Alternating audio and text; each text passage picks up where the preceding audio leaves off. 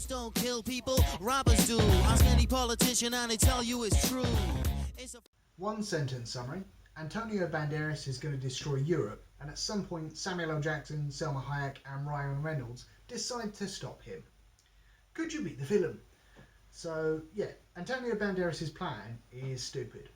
He is very, very upset that the EU have kind of mistreated Greece and the Greek economy is in ruins. So his plan is to blow up the internet in Europe that will destroy the EU, and for some reason he doesn't seem to realise that's also going to negatively affect Greece, but okay. How am I going to beat this guy? Number one, you got to call the authorities. I know like Interpol in this had reasons for not trusting the characters, but literally fucking call everybody. Like, look, Antonio Banderas, he's doing some sketchy stuff. There's this drill that Frank Grillo's uncovered. It digs in the sea and stuff. He's going to do some evil things. Let's just get like the whole UN Security Council, the European army that doesn't exist but people say shouldn't exist and stuff. Let's get everybody on this case instead of just relying on a hitman, a con artist and a bodyguard. It feels like they weren't paying enough attention. Anyway, how would you improve this film? Ryan Reynolds didn't need to be in this at all. He just kind of third wheels Samuel L. Jackson and Selma Hayek. And Antonio Banderas is playing a Greek in this film, but he's using his natural Spanish accent, which was very strange to me. There were a lot of title cards, especially as most of the film happens just in different towns in Italy. Frank Grillo's character annoyed me, and his jacket seemed too small for him, so I'd say bin him out of the whole film. Ryan Reynolds complains about broken ribs after being hit with a shotgun, but he does not complain on the 2 instances that he's run over in this film, so inconsistent. Samuel L. Jackson doesn't learn a lesson or change at all, which is very odd to me. I felt like perhaps there's a bit towards the end of the film where Ryan Reynolds gets his confidence and, you know, goes a little bit party crazy. I felt that at the same time Samuel L. Jackson was going to lose his edge, but they didn't, so... Selma Hayek's thing in the film is that she wants a baby with Samuel L. Jackson. A, feels a bit odd that in 2001 we're still having female characters in films go absolutely baby crazy. B, I don't know how old the characters are, but presumably they're around the same age as the actors. So it feels a little bit late to be trying to start a family when your husband is at least 70. Samuel L. Jackson is outside of a building with a sniper rifle and he has unlimited clean lines of sight, even though he's firing into a building which had big windows, I will admit, but also had walls. So surely at some point his view was blocked, but it wasn't.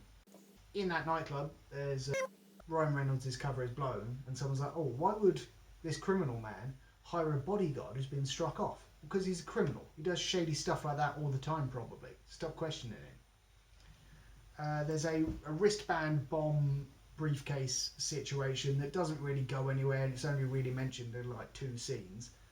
Get rid of it. Didn't really need to be there. The first 5 to 10 minutes of this film are just an extended version of the trailer, so it felt pretty redundant. And the CGI in this, it wasn't all that good. Perhaps they spent all the budget on the named actors. I feel like I say this a lot, but there was no real threat going into the final bit of the film. So if the characters had actually lost a fight or lost their mojo or whatever it was before the final confrontation, there would have been more risk. I shouldn't have to explain that. And then there's a hitman who's like a young one who's got a gun that bends around corners or something. We've not seen him use that before, but whatever. And then there was a bodyguard who, you know, seemed to be just as good as Ryan Reynolds, but, you know, Ryan Reynolds wins at the end. And then there was a young woman who was also there, and she got to fight Selma Hayek, but, you know, whatever. The Greek economy being in ruins because of the EU feels a bit like old news, so it kind of feels to me like the script was written like 10 years ago or something like that, and it's only just been made and they've not updated it. Strange. And the protagonists don't really have a reason to stop the evil plan. They just kind of decide, oh, they should do it. There's no, like, I'm an assassin, but I only kill bad people bit, or I'm a bodyguard, I have to save people bit. It's just like, oh, well, they're doing an evil plan. I guess we should get involved. They didn't even, like, show a bunch of innocent European children, like, oh my god, we've got to save the children, because Selma Hayek loves babies or whatever. There's an odd bit where Samuel L. Jackson says a mace would do, or a mace will do, and it made me think of Mace Windu from the Star Wars movies, played by Samuel L. Jackson, and that just distracted me for a good 5 minutes or so. But, you know. Selma Hayek says that Ryan Reynolds is obsessed with boobs, or her boobs specifically, and it just comes out of nowhere in this conversation that they're having.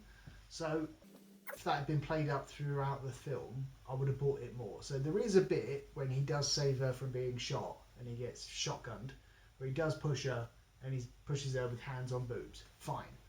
But there's a bit where the two of them are on a Vespa, and I think maybe she turns around to kind of do some shooting and he's driving the Vespa. If there'd been a bit where, like, he's got boobs in his face and he's obviously very uncomfortable, that would have been fine. And then again, you know, later in the film or earlier in the film, whenever, if there'd been another bit about the boobs, it would have been like, oh look, this has been a running thing. You can see why she thinks he is obsessed with boobs. Did Ryan Reynolds lose his Bodyguard license at the start of the first film or the end of the first film?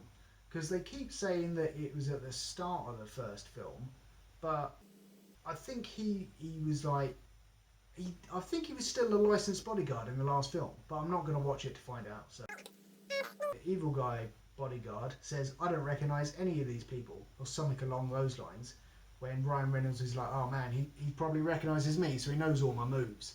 It's funny, because Ryan Reynolds thinks he's bigger than he is. But Sam Jackson is like a well-known assassin in this world, so maybe you should recognise him as a bodyguard.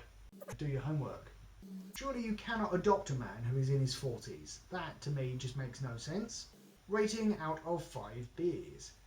I know that the main cast can all be funny and charming and whatever, and they just weren't. It felt very by the numbers, and, you know, it felt a bit like they were supposed to put pizzazz on it, but they didn't, or something. I don't know, but it was pretty crap.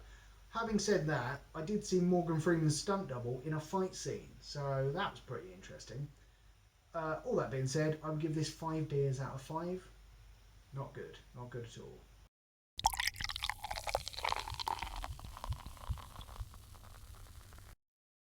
Music makes you violent, like Michael Jackson telling little Timmy to be silent. You don't believe me? Here's my hype. Offer me the record and I'll show you the type of criminal.